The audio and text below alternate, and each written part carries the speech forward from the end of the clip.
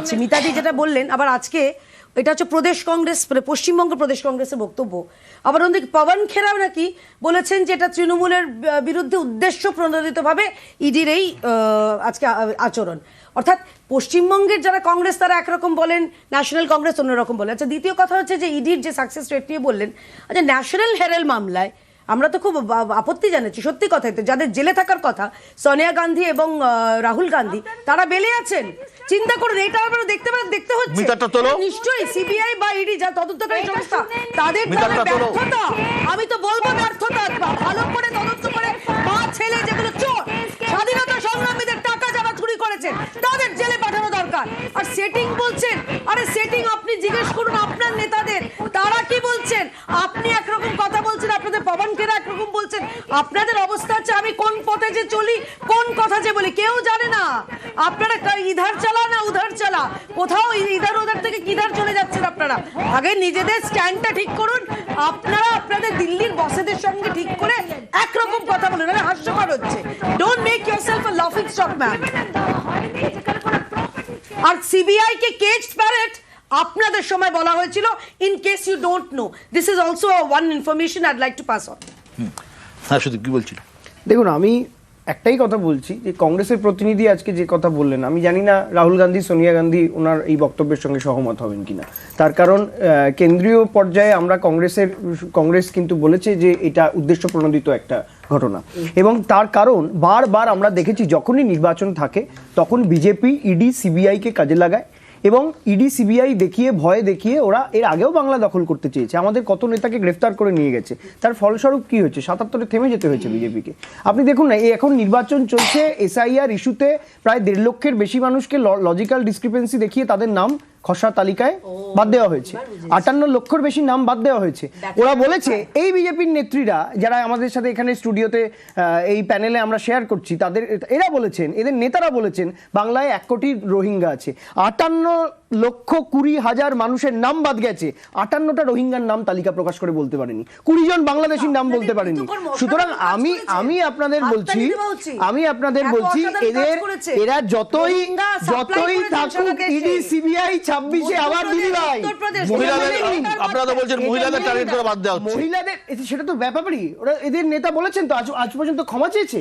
লক্ষ্মীর ভান্ডার নাকি মুসলিম ভান্ডার, যারা লক্ষ্মীর ভান্ডারে ভোট দেবেন তাদেরকে ঘরে তালাবন্ধ করে দিয়ে রাখুন যাতে তারা ভোট কেন্দ্রে পৌঁছতে না পারেন, বিজেপির নেতারা বলেছেন। আমি জানি না কে আদি একজন মহিলা হিসেবে, কে আদি এই মহিলা হিসেবে ওনার দলের এই নেতার বক্তব্যের বিরোধিতা করবেন কি? আমাদের মহিলাদের আমরা বিরোধিতা করেছি, আমরা নিন্দা করেছি, আমরা নিন্দা করেছি, সব তো শেয়ার করা হয়। তখন মনে হয় না মহিলাদের সম্মান বাড়ছে? না, আপনি তখন মনে হয় আমার দলের শৃঙ্খলা এমনই যে আমার দলের কোন জেলা সভাপতিও যদি মহিলার বিরুদ্ধে কুরুচিকর কথা বলে দল তার বিরুদ্ধে ব্যবস্থা নেয়। আপনি বলুন যে আপনার দলের এই রাজ্য স্তর জেলা স্তরের নেতারা বাংলার মায়েদের ঘরে বন্ধ করে দেওয়ার কথা বলছেন, আপনি মহিলা হিসেবে অন্তত নিন্দা করুন। বিশ্বজিৎ, 2019-এর লোকসভা নির্বাচনের আগে কলকাতার তৎকালীন পুলিশ কমিশনার রাজীব কুমারের বাড়িতে সিবিআই হানা দিয়েছিল, ধর্নায় বসেছিলেন মমতা বন্দ্যোপাধ্যায়। 2021-এর বিধানসভা নির্বাচনের সময় মমতা বন্দ্যোপাধ্যায় প্রচারের উপরে বিধিনিষেধ জারি করেছিল নির্বাচন কমিশন বা ইলেকশন কমিশন। সেবারও গান্ধী মূর্তির নিচে ধর্নায় বসেছিলেন মমতা। আবার একটা ভোট এসে গেছে, আবার সেই কেন্দ্রীয় এজেন্সি, আবার সরব মমতা। বারবার কেন এই সংঘাত বলে মনে হয়? দেখুন বিশ্বদা, এখানে পারসেপশনের কথা বলছিলেন আপনি, বারবার সেই পারসেপশনের কথা আসছে। আপনি যখন রাজীব কুমারের কথা বারবার বলছেন, আপনি বলুন তো রাজীব কুমারের মামলাটা সুপ্রিম কোর্ট কি বলেছে? রাজীব কুমারের মামলা কি এখন চলছে? রাজীব কুমারের মামলায় তো দেখা গেছে যে পরবর্তীকালে মমতা বন্দ্যোপাধ্যায় যখন বাধা দিয়েছে ডিসমিস হয়ে গেছে। তার মানে মমতা বন্দ্যোপাধ্যায় যদি এটা করে থাকেন অন্যায়, তাহলে মামলাটা তো ডিসমিস হওয়ার কথা নয়, মামলাটা তো চলা উচিত। দ্বিতীয় কথা, যে ইডির পদক্ষেপ, ইডি যেটা করেছে সেটা ঠিক করেছে কি ভুল করেছে কালকে আদালতে শুনানি হতে পারে, সেখানে ঠিক হবে। কিন্তু তার আগে আমি আপনাকে বলবো, 2025 সালের মে মাসে সুপ্রিম কোর্টে বিচারপতি গাওয়াই এবং চন্দ্রশেখর তারা বলছেন ইডিকে ভৎসনা করছেন তার কাজের জন্য। কোথায়? তামিলনাড়ুর মামলা, তামিলনাড়ুর মদ কেলেঙ্কারির মামলায় বলছে যে যুক্তরাষ্ট্রীয় কাঠামো ভেঙে দিয়ে ইডি যে পদক্ষেপগুলো নিচ্ছে তাকে অনেক বেশি সচেতন এবং আরো বেশি দক্ষ হওয়া উচিত। এটা 2025-এর মে মাসের একটা শুনানির সময় এটা বলা হচ্ছে।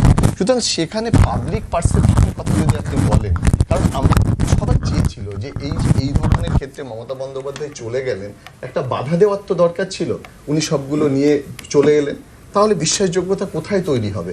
এটাও তো দৃষ্টিকটু লাগে যে ইডি সামনে দাঁড়িয়ে দেখছেন আর মমতা বন্দ্যোপাধ্যায় সব নিয়ে চলে যাচ্ছেন।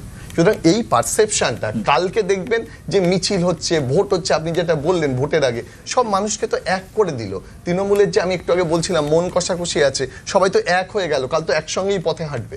ঠিক, আমি নীরাজদিদার কাছে, নীরাজদিদা, যে এই যে বর্তমানে যতগুলো কেন্দ্রীয় এজেন্সি আছে তার মধ্যে সব থেকে বেশি ক্ষমতা এনফোর্সমেন্ট ডিরেক্টরেট বা ইডির।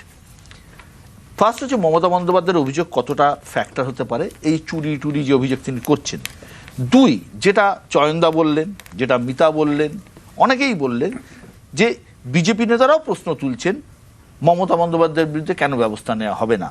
আর তিনি তো সরাসরি কেন্দ্রীয় স্বরাষ্ট্রমন্ত্রী অমিত শাহকে চ্যালেঞ্জ করলেন। না, এখানে বিষয়টা বুঝতে হবে, ইডি ধরুন ব্যবস্থা নিল, কঠোর ব্যবস্থা নিল, কালকে কোর্টে গেল, ভালো ভার্ডিক্ট পেল, তাহলে একটা তো দৃষ্টান্ত সৃষ্টি হলো এবং ইডি মানে শক্তিশালী আমরা বলতে পারবো। ইডি যদি ব্যবস্থা না নেয় তাহলে লাভটা বিজেপির, কারণ বিজেপি তখন যদি ব্যবস্থা নেয় একটা সম্ভাবনা থেকে যায় মমতা একটা পাবলিক সিম্প্যাথি পেয়ে যাবেন। পারসেপশনটা তো রাজনীতিতে কাজ করে। যদি ব্যবস্থা না নেয় বিজেপির কোনো দায় নেই, বিজেপি তখন বাজারে যেতে পারবে, ভোটের বাজারে যেতে পারবে, এই বলে ফাইল চোর মমতা ওই কয়লা কেলেঙ্কারি ঢাকা দেওয়ার চেষ্টা করছে। আরেকটা কথা বিশ্বদা, আমার একটা ডেটের কথা এক্ষুনি মনে পড়ছিল, মে 17, 2021 নির্বাচন হয়ে গেছে, ফলাফল বেরিয়ে গেছে, তখন কিন্তু গ্রেপ্তার হয়েছিলেন এই কেন্দ্রীয় সংস্থার দ্বারা ববি হাকিম, সুব্রত মুখার্জি, আরো কিছু নেতা। তখন কোনো নির্বাচন ছিল না, সুতরাং নির্বাচন এলেই মমতা বন্দ্যোপাধ্যায় নিজাম প্যালেসে গিয়েছিলেন, কোনো নির্বাচন ছিল না। এখন এই যে ন্যারেটিভটা যে এই নির্বাচন এলেই ইডি সক্রিয় হয়, সিবিআই সক্রিয় হয়, এটা বোধহয় মানুষ বিশ্বাস করে। একটা কথা সংযোজন করবো, আমি বাকি আলোচনা সময় নষ্ট হবে।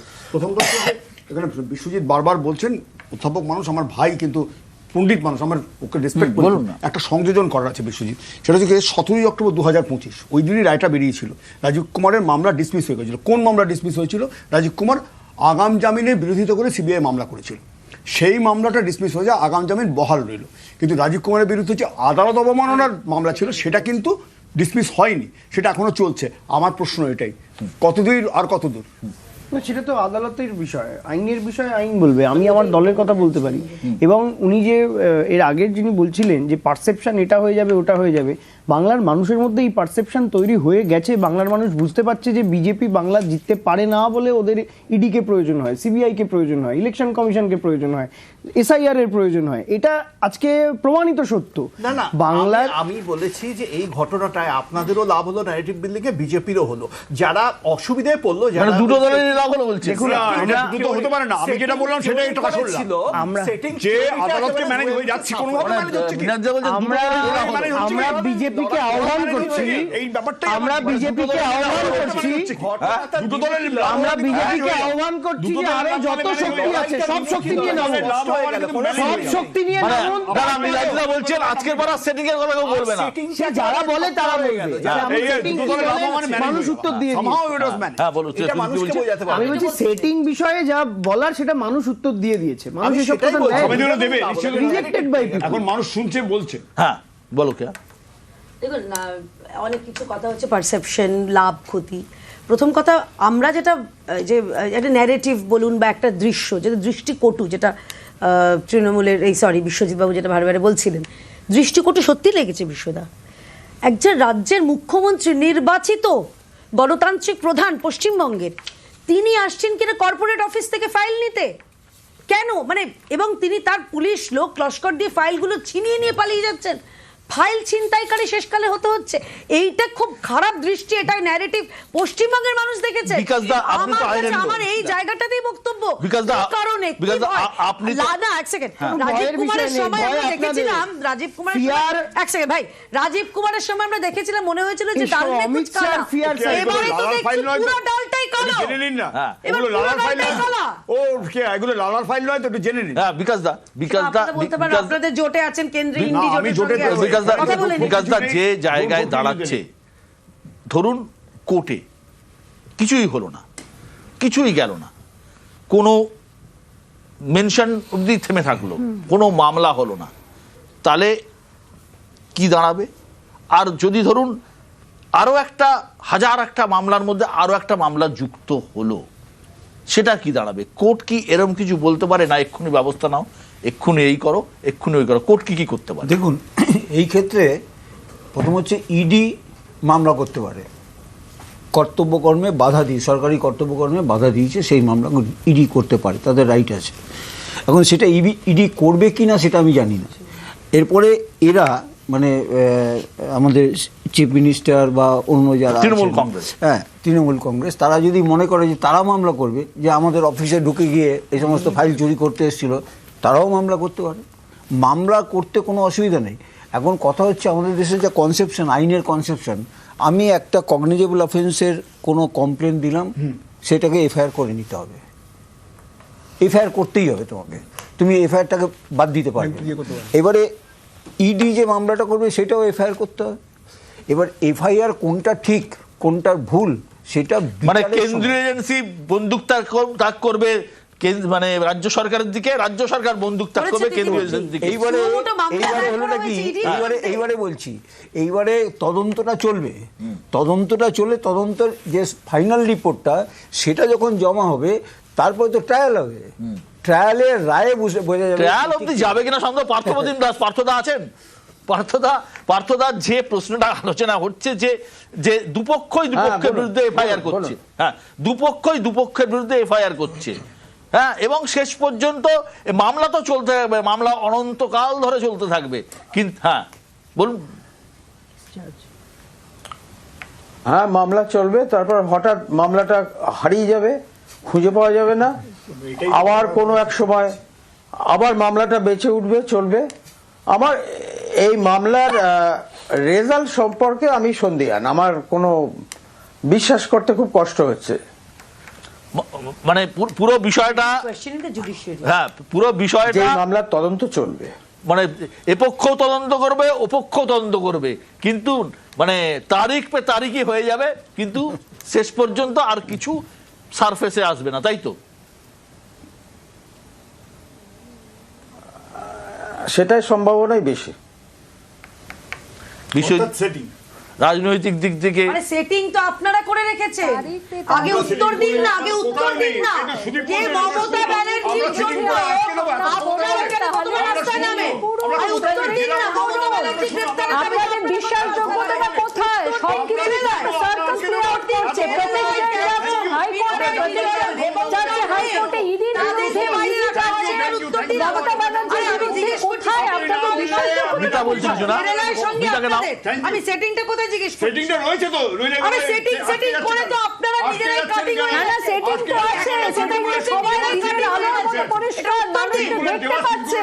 বাংলার মানুষ যখন যে দুর্ভোগে রয়েছে, মানুষ তো দেখতে পাচ্ছে যে আপনাদের সেটিং এর তথ্য। হ্যাঁ আরে সেটিং তো আপনাদের সঙ্গে করে রয়েছে ম্যাডাম। এইদিকে অভিষেক ব্যানার্জি ভোরবেলায় আপনার নেতার বাড়িতে চলে যান, সেটিং তো আপনাদের সঙ্গে রয়েছে। আপনারা বলুন, আরে আপনাদের স্ট্যান্ডটাকে পরিষ্কার করে ডিবেটে আসবেন, আগে আপনাদের নিজেদের স্ট্যান্ডই পরিষ্কার নেই।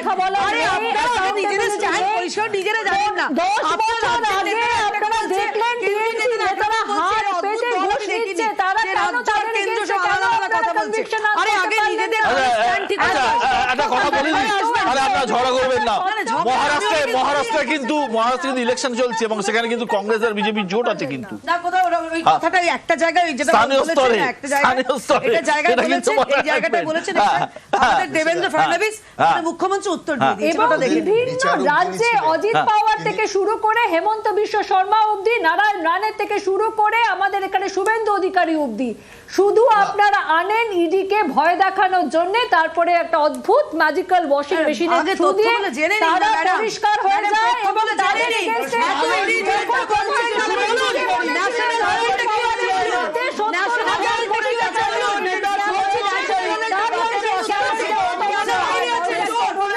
ছেলে চোর বাইরে আমি তো চাইবো তাদের জেলে পুরো কেন জেলে পুরছে না? কাগজ বইয়ে টাকা নেওয়া শুভেন্দু অধিকারীর বিরুদ্ধে যদি ইডি যাবে, সেদিন বাংলার মানুষ, ভারতবর্ষের মানুষ বুঝবে যে ইডি পার্সিয়ালি তদন্ত করছে। ইডিও হাইকোর্টে যাচ্ছে, সবাই শুধু এখানে তদন্ত খেলা হচ্ছে, সত্যিকারের তদন্ত কিছু আরে দূর থেকে এত ডিস্টার্ব করবেন না, আমি ডিস্টার্ব করতে শুনে কথা বলতে পারবেন না। এই প্রগনোসিসটা বলুন না। আইনগত প্রগনোসিসের কথা তা বলছেন, আপনি কথা বলতে কিন্তু পারবেন তাহলে? রাজনৈতিকভাবে আপনি দেখুন, আপনাকে একটু আগে আমি বলছিলাম যে পশ্চিমবঙ্গে 26-এর নির্বাচনে কালকে থেকে ইস্যু হয়ে গেল ইডি এবং মমতা বন্দ্যোপাধ্যায়, এবং জনগণকে কে বোঝাতে পারবে, কনভিন্স করাতে পারবে যে কোন, যেটা নীলাদ্রিতা দুটো ন্যারেটিভসের কথা একদম, বলছিল, একদম। কোন ন্যারেটিভসটা সঠিক, এই বোঝানোতে যারা রাজনৈতিকভাবে এগিয়ে যাবে, খেলা তাদের দিকে। একদম একদম ঠিক যে এই রাজনৈতিক লড়াইয়ে দুটো ন্যারেটিভ তৈরি হয়ে গেছে। যারা মানুষকে বোঝাতে পারবেন, মানুষ তাদের দিকে যাবেন, এবং আগামী দিনে পরিষ্কার হয়ে যাবে কারা মানুষকে বোঝাতে পেরেছেন। তবে একটা বিষয় অত্যন্ত পরিষ্কার যে এমন চিত্রনাট্য বা এমন ঘটনা আজকে তৈরি হয়েছে যা যে কোনো বড় সিরিয়াল তো দূরের কথা, সিনেমাকেও হার মানায়। ভারতবর্ষের রাজনীতিতে এইরকম ঘটনা নজিরবিহীন বলা চলে, এই নিয়ে কোনো Thank you. সন্দেহ নেই। অনেক অনেক ধন্যবাদ আজকে অনুষ্ঠানে আসার জন্য, ভালো থাকবেন।